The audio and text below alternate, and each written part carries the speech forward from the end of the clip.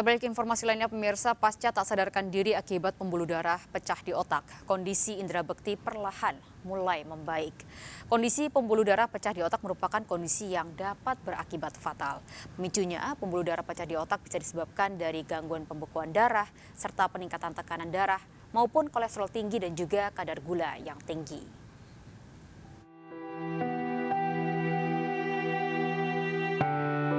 Pasca ditemukan tak sadarkan diri di kamar mandi akibat diduga pecah pembuluh darah otak, kondisi presenter sekaligus penyiar radio Indra Bekti mulai membaik. Dalam video yang diunggahkan sesama presenter Indi Barens, Bekti kedapatan sudah bisa berbicara bahkan melempar candaan ke Indi Barens. Setelah dilakukan operasi, kondisi Indra Bekti mulai membaik. Meski demikian, Indra Bekti masih dalam pantauan dokter ahli. Sudah setahun terakhir, Indra Bekti memiliki riwayat hipertensi atau darah tinggi.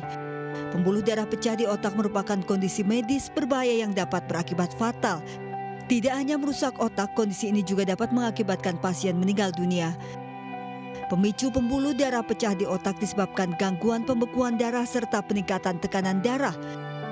Selain itu, kolesterol dan kadar gula yang tinggi juga ditengarai menjadi penyebab terjadinya pembuluh darah pecah di otak. Untuk menghindari potensi pembuluh darah pecah di otak, pasien dianjurkan menjaga pola hidup sehat, termasuk pola makan yang baik serta istirahat yang cukup. Iya, itu dari pecah pembuluh darah otak, begitu pemicunya. Jadi ketika ada orang dengan gangguan pembekuan darah atau ada peningkatan ada kolesterol yang tinggi, kadar gula yang tinggi, itu bisa jadi suatu faktor resiko untuk terjadinya stroke atau perdarahan di otak itu.